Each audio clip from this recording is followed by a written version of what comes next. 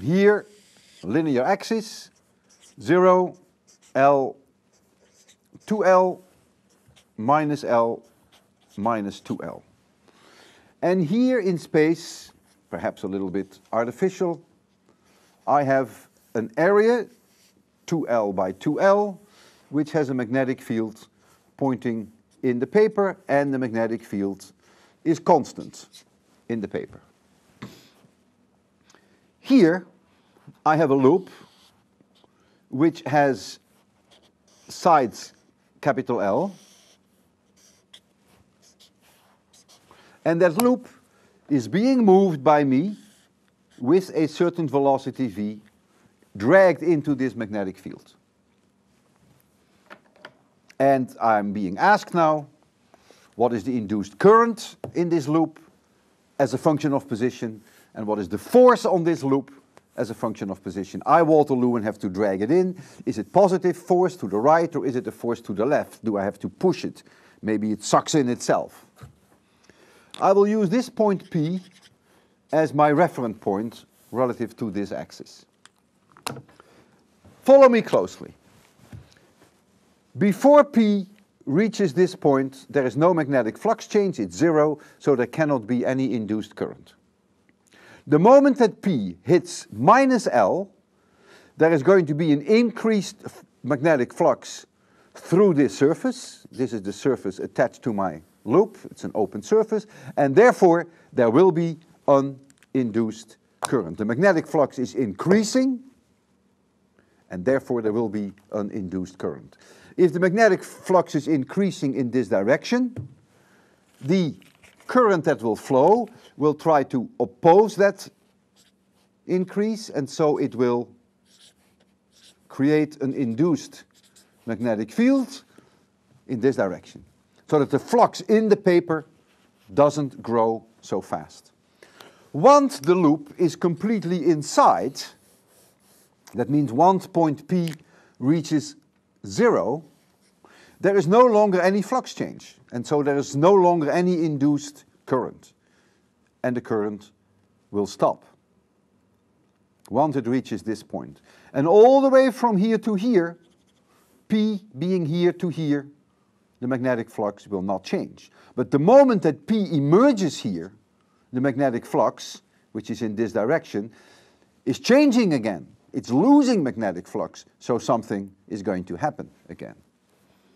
I will do the early part of the problem, and you will then do the second part of the problem. Well, the magnetic flux change, d phi dt, when P begins to move into the magnetic field, equals VBL. Every second, the magnetic flux increases with a value which is B times the increase in surface area, and the increase in surface area is VL.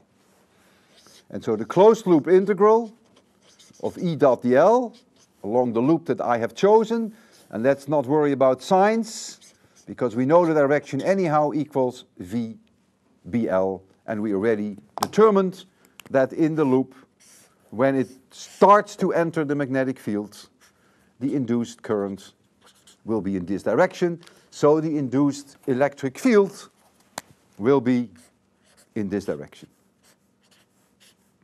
That's the E field in this loop, and if you want to know what the induced current is, well, that is the EMF value, which is VBL divided by the resistance of this circuit, if R, capital R, is the resistance of that circuit. What is the force on this loop? Well, there are two ways that you can do this. One way is to say, aha, I have this wire here, which has length L. I'll make a new drawing. This wire, which has length L. It has a current flowing through it, which is I induced, which we just calculated. It has a magnetic field B. I should really make it black. B in the paper, which is this external field. And so the force on the wire equals I times L times B. This is part of assignment 5. and that force is in this direction.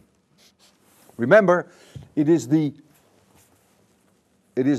cross product between IL and B. And if you take that into account, you will see that it is in this direction. But I, Walter Lewin, have to push this in, have to pull it in. So my force, F Walter Lewin, is in magnitude the same, but it is to the right. And therefore notice that I do positive work.